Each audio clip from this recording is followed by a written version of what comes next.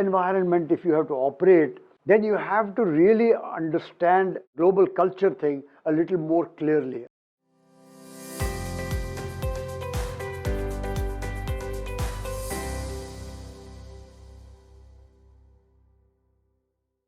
Sam, let's talk about culture, and from a global perspective, we are becoming one. We've already become a one flat world now, Yeah. right? And we are working with diverse communities across the globe, right? And so let's talk about culture, and let's understand from your lens, how do you see culture? In terms of global culture, when you talk about the whole world has become a small marketplace now because of the connectivity that is there, how quickly data passes or information passes from one end of the globe to the other. So there is no, distance is not a criteria anymore. Right. And distance is neither an enabler nor a disabler anymore. Right. Because of that, everything passes. It is not only a knowledge about product, it's also knowledge about behavior, knowledge about practices, people's beliefs. Everything passes through that pipeline. Right. So that pipeline is extremely cluttered. So today's information pipeline across the globe, whatever wirings is there, the kind of material that is going through that was not there 100 years ago, because you simply, or even 30 years ago.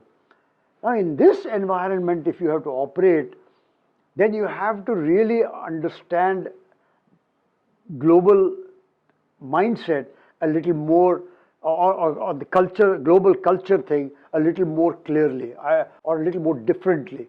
For example, today, Greet Hofstede wrote about culture a long time back, and so everybody is educated about the culture, everybody attends those courses, and they understand, this is that. But when you start interacting, that's when this global culture takes a big difference. For example, if you are working with a client in the United States and you happen to come from Asia, and if you're not interested in any of their sports, then you are at a major disadvantage. Correct. If you cannot speak baseball, if you cannot teach basketball, if you cannot speak football, that is American football, you're really at a disadvantage, because the cementing of relationship does not take place only at the workplace. It takes place over a glass of beer, or a glass of wine, or a Pepsi or a soda, in a sports bar. Right.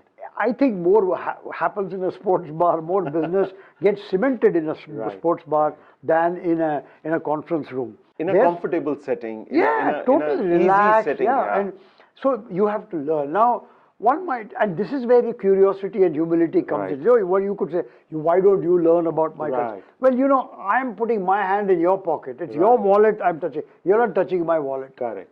If I'm touching your wallet, then I must be humble enough to learn a little more about you than you learning about me. So this equation we must understand, and therefore not get worked up about why he doesn't learn.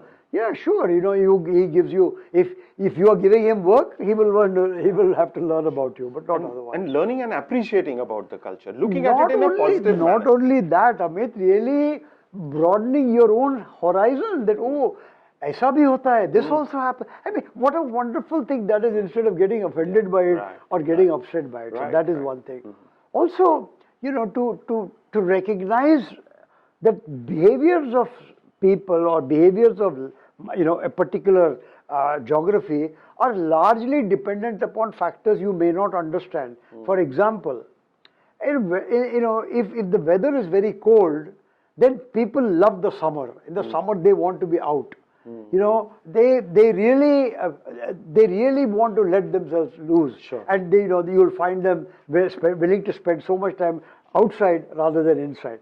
Now, if you are not, they say, why are we spending so much time out? It's because they crave for the summer. They crave for the sun. They don't get enough sun.